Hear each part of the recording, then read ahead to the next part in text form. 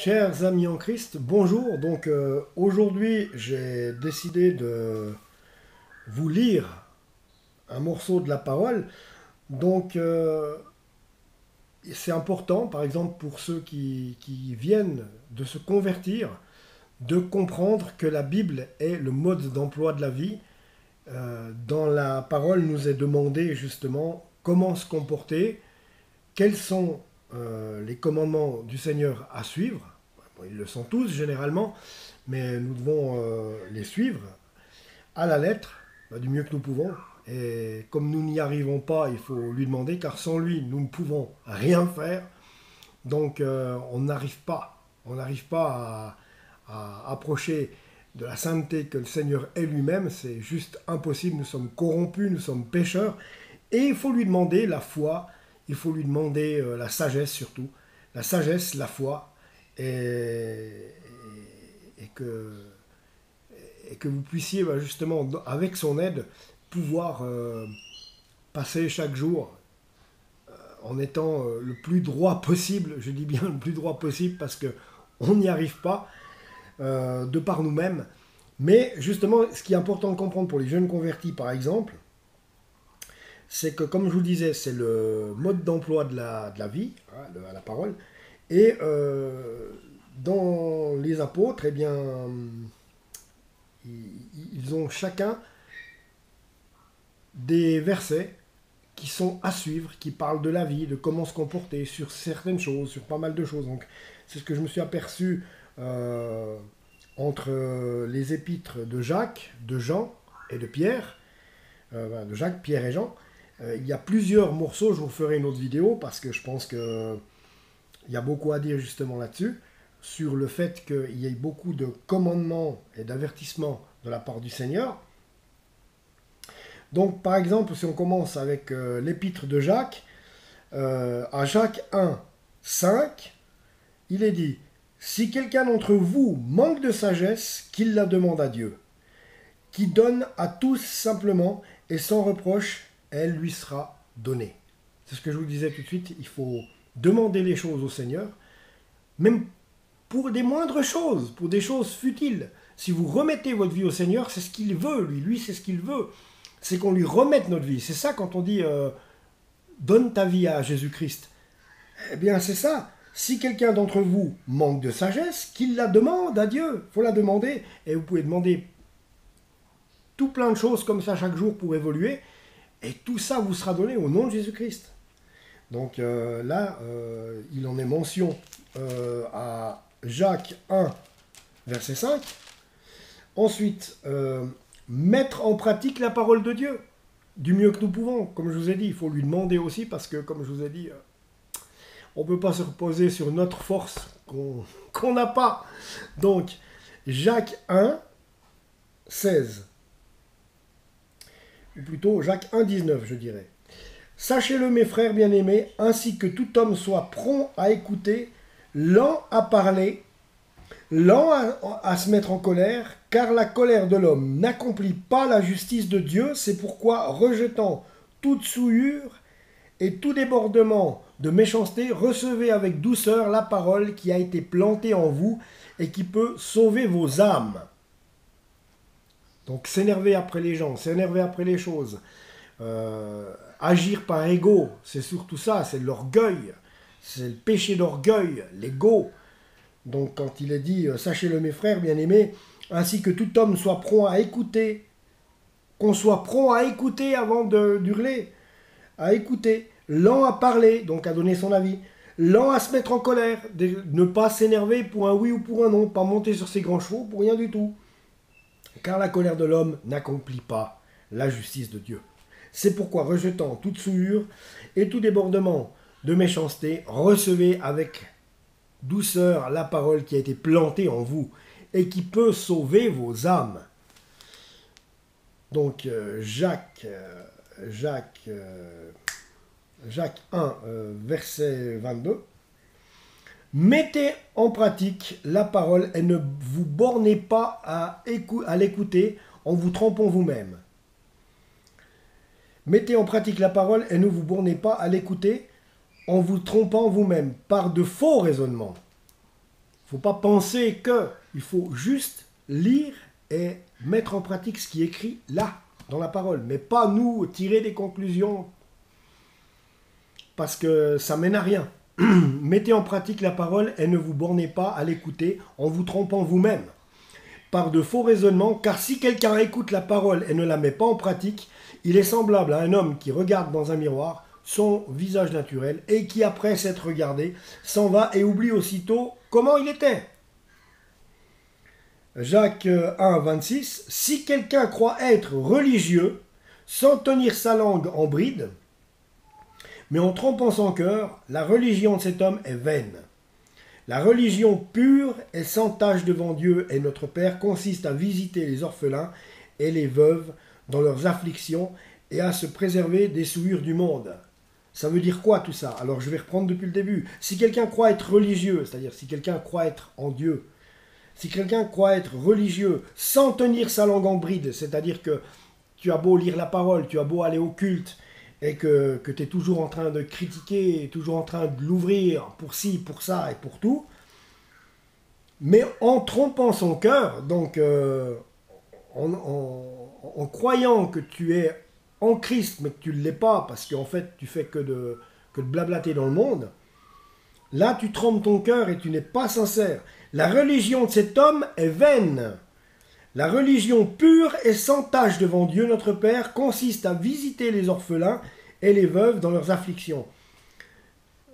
Dans la parole, là, les veuves et les orphelins, sous-entendu, les personnes qu'on connaît qui ont beaucoup de problèmes, qui ont des malheurs, vraiment des malheurs, et qui n'ont même des fois pas Dieu dans leur vie. Et c'est pour ça qu'il nous est demandé à nous, donc les orphelins, pas seulement ceux qui ont perdu leurs parents, mais ceux qui ont des gros problèmes, et la veuve, donc des femmes certainement qui sont perdues dans leur vie, et qui ont même des fois perdu leur mari, c'est clair, comme veuve il est dit, mais la veuve, n'entendez pas seulement veuve au sens pratique du terme que cette personne soit veuve, ça peut être une femme un peu perdue dans la vie, on en connaît beaucoup, j'en connais quelques personnes comme vous, et ça me fait mal au cœur à chaque fois, parce qu'en plus, cette personne ne veut pas entendre parler du Seigneur. Mais voilà, quand il nous est demandé, les orphelins et les...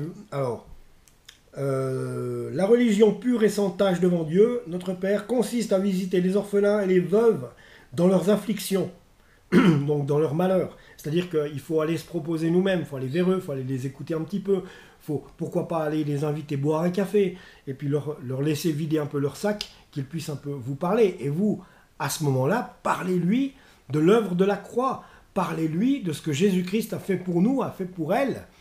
Et peut-être que le Seigneur va simplement toucher cette personne et ça va changer sa vie.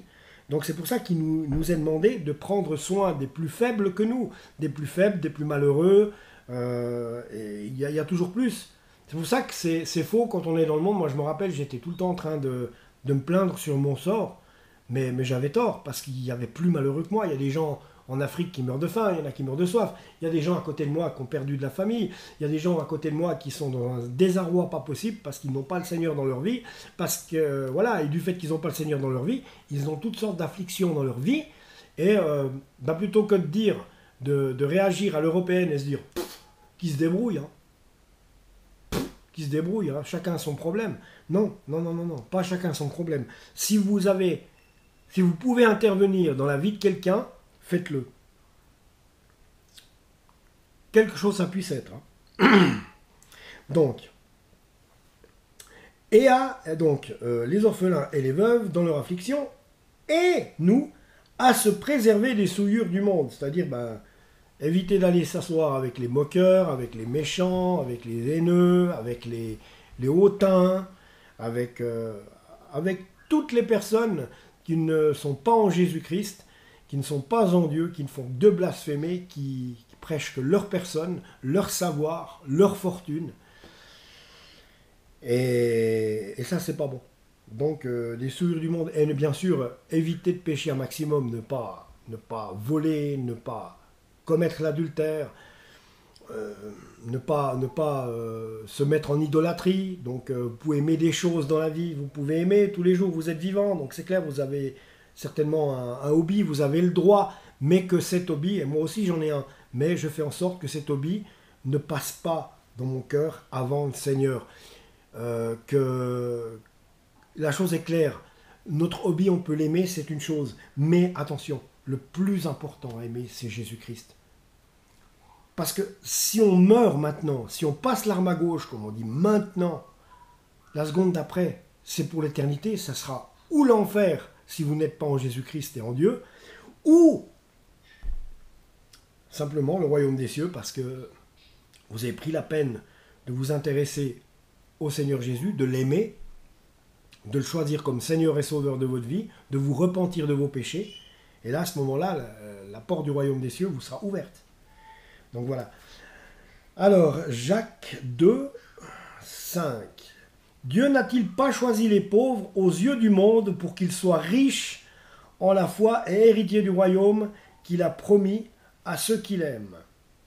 Dieu n'a-t-il pas choisi les pauvres aux yeux du monde pour qu'ils soient riches en la foi et héritiers du royaume qu'il a promis à ceux qu'il aime? Donc, il est clair que par exemple, il y a la condamnation du favoritisme dans Jacques 2. Mes frères, j'aurais dû commencer par là. Mes frères, que votre foi en notre glorieux Seigneur Jésus-Christ soit exempte de tout favoritisme. Supposez en effet qu'il est entre votre assemblée un homme avec un anneau d'or et un habit magnifique, et qui entre aussi un pauvre misérablement vêtu. Si tournant vos regards vers celui qui porte l'habit magnifique, vous lui dites, toi, assieds-toi ici à cette place d'honneur, et si vous dites au pauvre, toi, tiens-toi là debout, ou bien assieds-toi au-dessous de mon marchepied, ça faut le faire. Ne faites pas en vous-même une distinction, mais malheureux et net. Ouais, ne faites pas en vous-même une distinction, et n'êtes-vous pas des juges aux pensées mauvaises? Mais bien sûr, et puis ne faites pas en vous-même une distinction, je m'excuse, mais la société d'aujourd'hui, malheureusement, surtout les gens du monde, ne font que ça. La société ne fonctionne que comme ça. Tu as de l'argent, mais tu es quelqu'un d'imbu de toi-même, qui n'a pas le Christ dans sa vie, et qui est tout le temps en train de se vanter, qui se promène avec, qui montre son étalage de richesse, et qui se moque éperdument du Seigneur, et qui se moque éperdument de tout le monde, ça va pas. Donc, il est clair, on nous demande ça dans la Bible. C'est vrai, et ça rejoint un petit peu ce que je disais avant avec la veuve et l'orphelin. C'est que le pauvre, la veuve et l'orphelin, c'est des gens qui sont soit pauvres, et c'est vrai dans notre société, d'être pauvre, c'est non seulement une tare aux yeux de la société, c'est des étiquettes qui sont collées. Une tare aux yeux de la société, c'est vous êtes délaissé, mis de côté. Et moi, du reste, c'est ce qui m'a amené au Seigneur. Hein. C'est cet état de fait-là. Hein. Et plus personne vous parle des amis, il n'y en a plus, parce que quand vous n'avez plus rien à donner, malheureusement, les gens du monde sont comme ça, quand vous n'avez plus rien à donner, il n'y a plus personne autour de vous. Après, il y a toujours des bonnes âmes, des bonnes personnes, qui sont peut-être des fois pas en Dieu, mais qui, voilà, ont une bonté de cœur, et qui, justement... ont le cœur sur la main, et ces gens-là sont prédisposés surtout à écouter la bonne nouvelle. Donc quand vous voyez des gens comme ça, prêchez-leur la bonne nouvelle. Quand vous voyez des gens qui sont d'une bonhomie d'âme, d'une bonne âme, d'un bon cœur, prêchez-leur la parole s'ils ne sont pas en Jésus-Christ, parce que très certainement qu'ils vont se pencher sur la question, et après c'est au Seigneur de faire le travail, qu'il les touchera ou non. Mais c'est des gens qui sont susceptibles, des gens qui ont le cœur sur la main, des gens susceptibles de se convertir. Donc, c'est pas tout perdu. Alors, Jacques 2, 8.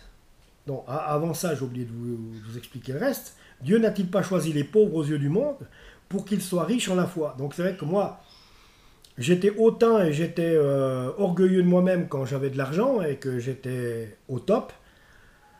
Et quand j'ai tout perdu, absolument tout, divorce, que je me suis retrouvé à la rue, à dormir dans le bureau de mon patron, ou pendant une année dans une cave transformée en appartement, où les fourmis montaient sur mon PC, où mes toilettes étaient dans les caves, où quand je devais aller faire mes besoins en pleine nuit, en plein hiver, je peux vous jurer que vous allez faire vos besoins en manteau, et vous êtes assis sur le trône, et là vous dites, mais je vais mourir, c'est pas possible.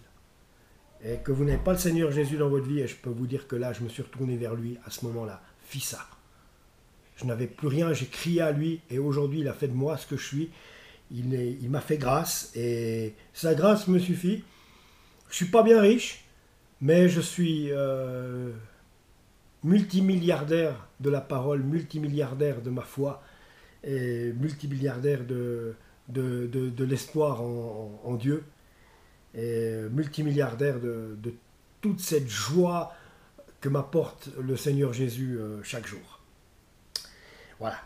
Et c'est le meilleur des argents qu'il puisse avoir, c'est d'avoir Seigneur Jésus dans sa vie. Ça, c'est le meilleur argent que vous puissiez avoir. Là, c'est vraiment une bonne fortune.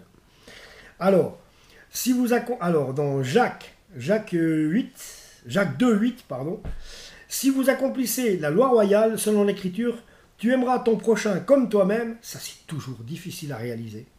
Vous faites bien. C'est difficile à réaliser, mais on ne vous demande pas de vous marier avec votre prochain. Juste, soit de le comprendre, soit de l'écouter, mais de le respecter. Mais si vous faites du favoritisme, donc du favoritisme par rapport à quelqu'un qui brille, si vous faites du favoritisme par rapport à quelqu'un qui est comme ça, qui ressemble à rien, qu'on va dire dans le monde, hein, qui ressemble à rien, qui a des problèmes, qui n'est pas riche, qui n'a pas de charisme, qui ci, qui ça, eh bien, mais si vous faites du favoritisme, vous commettez un péché.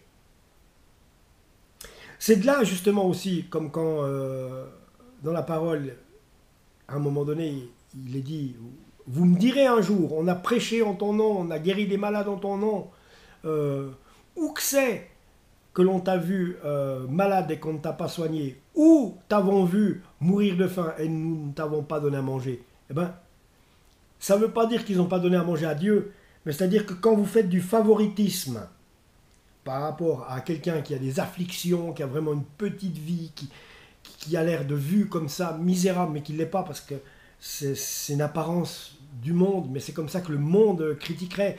Mais justement, n'allez pas vers cette personne imbue d'elle-même, n'allez pas vers cette personne qui brille de mille feux à cause de sa Ferrari, de son argent, de sa maison, parce qu'il est patron, parce que si ou parce que ça. Mais donnez votre cœur, de votre temps, de votre aide, justement, à la